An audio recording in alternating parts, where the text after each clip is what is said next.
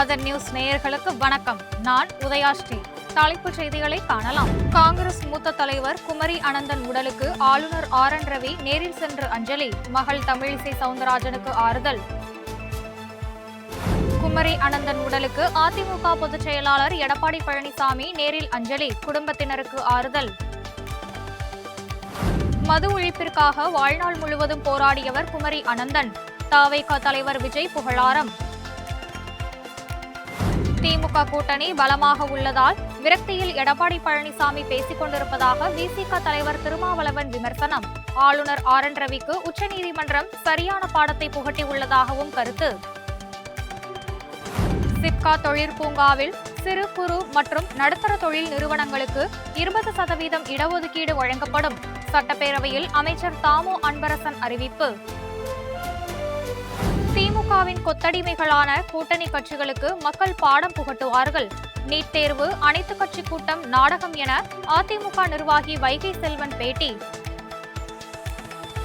அதிமுக ஆட்சியில் அமைச்சராக இருந்த RM வீரப்பனை பதவியிலிருந்து நீக்கியதால் ஜெயலலிதாவுக்கு எதிராக பேசத் தொடங்கினேன். வீடியோவை வெளியிட்டு மனம் திறந்த நடிகர் ரஜினிகாந்த். அரசின் ஆணையை மீறி சேலம் பெரியார் பல்கலையில் பிடெக் படிப்பு தொடங்குவதை தடுக்குமாறு தமிழக அரசுக்கு பாமக தலைவர் அன்புமணி வலியுறுத்தல். தனியார் நிறுவனங்களுடன் இணைந்து அரசு பல்கலைக்கழகங்கள் கல்வியை வணிகமாக்குவதையும் தடுக்க வேண்டும் என கோரிக்கை. மகாவீர் ஜெயந்தி, தமிழ் புத்தாண்டு என தொடர் விடுமுறை எதிரொலி. சென்னையிலிருந்து வெளியூர்களுக்கு 1680 சிறப்பு பேருந்துகள் இயக்கப்படும் என அரசு போக்குவரத்து கழகம் அறிவிப்பு. மயிலாடுதுறையில் பருவமழை காலத்தின் போது பாதிக்கப்பட்ட பயிர்களுக்கு நிவாரணம் வழங்காத தமிழக அரசுக்கு கண்டனம். சாலை மறியலில் ஈடுபட்ட விவசாயிகள் கைது. மத்திய அரசின் வக்ஃப் திருத்த சட்டத்தை மேற்கு வங்காளத்தில் அமல்படுத்த மாட்டோம். திரிணாமுல் காங்கிரஸ் தலைவரும் முதலமைச்சருமான மம்தா பானர்ஜி திட்டவட்டம். திருச்சி சமயபுரம் மாரியம்மன் கோயில் திருவிழாவை ஒட்டி வரும் 15ஆம் தேதி திருச்சிக்கு உள்ளூர் விடுமுறை. மாவட்ட ஆட்சியர் உத்தரவு.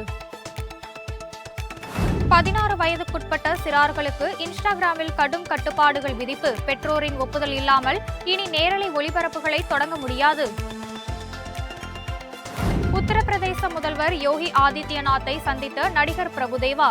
லக்னோவில் கண்ணப்பா திரைப்பட படப்பிடிப்புக்கு இடையே சந்தித்து வாழ்த்து. இறக்குமதி பொருட்களுக்கு கூடுதல் வரி விதிப்பு விவகாரத்தில் அமெரிக்காவுக்கு எதிராக இணைந்து போராட வேண்டும். இந்தியாவுக்கு அழைப்பு விடுத்த சீனா. காற்று சூரிய மின் உற்பத்தியில் ஜெர்மனியை பின்னுக்கு தள்ளி 3ஆம் இடத்துக்கு முன்னேறிய இந்தியா.